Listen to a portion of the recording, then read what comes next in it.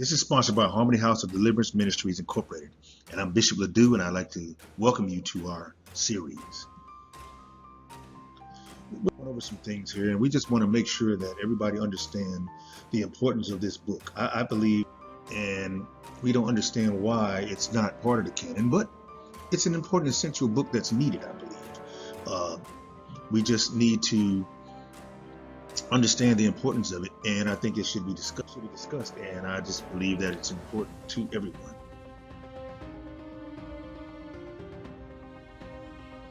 Now, Enoch, the initiator, pre-flood messenger of Yahweh. We're going to learn a little bit about Enoch. He was a man that walked with God, and he was called up in the flesh up to God. So that's important for us to know. We need to understand that Enoch's importance and why he was that close. Was included with thousands of books found with the Dead Sea Scrolls in 1947. And Jude also quoted directly from this book. And Jude was approximately 90, was done approximately 90 AD. So Enoch's estimated writing time was 3313 to 3314 BC.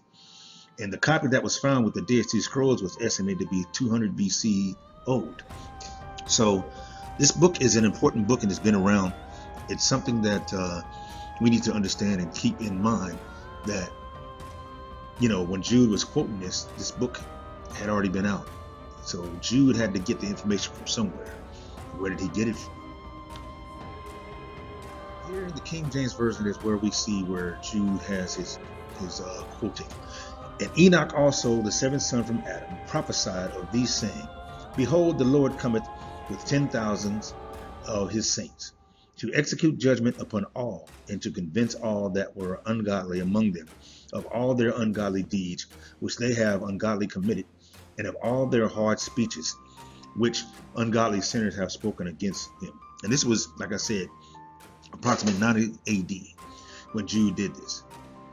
So where did Jude get his information, inspiration from, unless it was from the book of Enoch, and they thought the importance of the book of Enoch. Chapter 1 of Enoch says, And behold, he cometh with 10,000 of his holy ones, to execute judgment upon all, and destroy all the ungodly, and to convince all flesh of all the works of their ungodliness, which they have ungodly committed, and of all the hard things which ungodly sinners have spoken against him. Now, like I said, these books are parallel and correlate together. So it had to be something to that. And an inspiration from God is what I'm saying that it is. Yahweh put this into Jude to be able to do this. Jesus taught from it. In Matthew 22, the Sadducees came to him to ask a question, trying to make him stumble, as they did not believe in the resurrection. Here's the passage starting at verse 23. Matthew 22, 23, 25, King James Version. The same day came to him the Sadducees, which say that there is no resurrection, and asked him, saying, Master, Moses said, if a man die, having no children, his brother shall marry his wife, and raise up seed unto his brother. Now there were with us 7 brethren, and the first was, when he had married a wife, deceased, and having no issue, left the wife unto his brother. The second also, and the third unto the 7th. And last of all, the woman died also. Therefore, in the resurrection, whose wife shall be of the 7? For they all had her.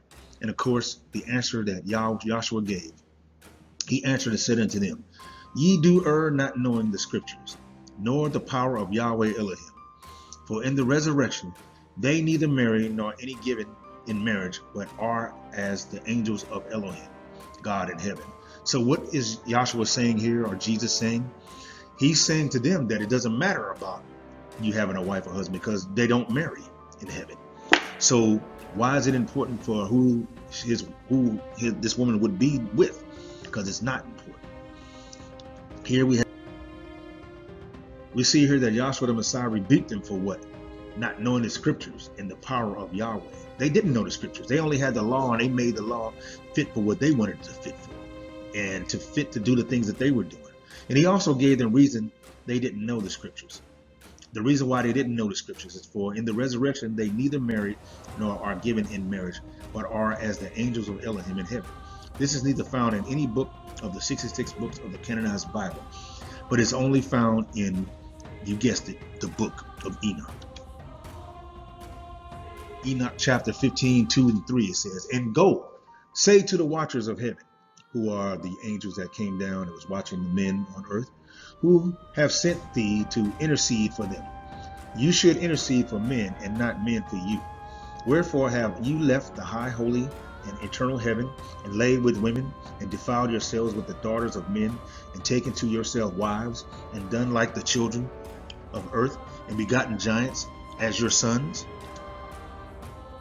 For though you were holy, spiritual, living the eternal life, you have defiled yourselves with the blood of women, and have forgotten children, and with the blood of flesh, and as the children of men have lusted after flesh and blood, as there also do when who die and perish.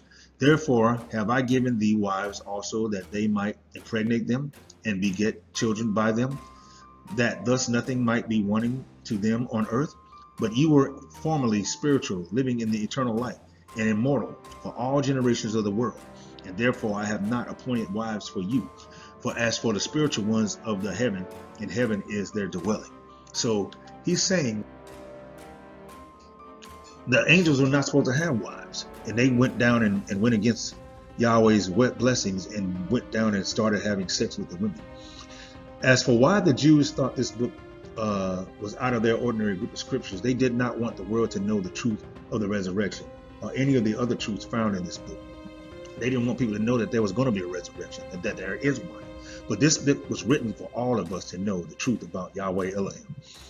1 Enoch chapter 1 and 3, 1:3 says, "The words of the blessing of Enoch, wherewith he blessed the elect and righteous, who will be living in the day of tribulation, when all the wicked and godless are to be removed.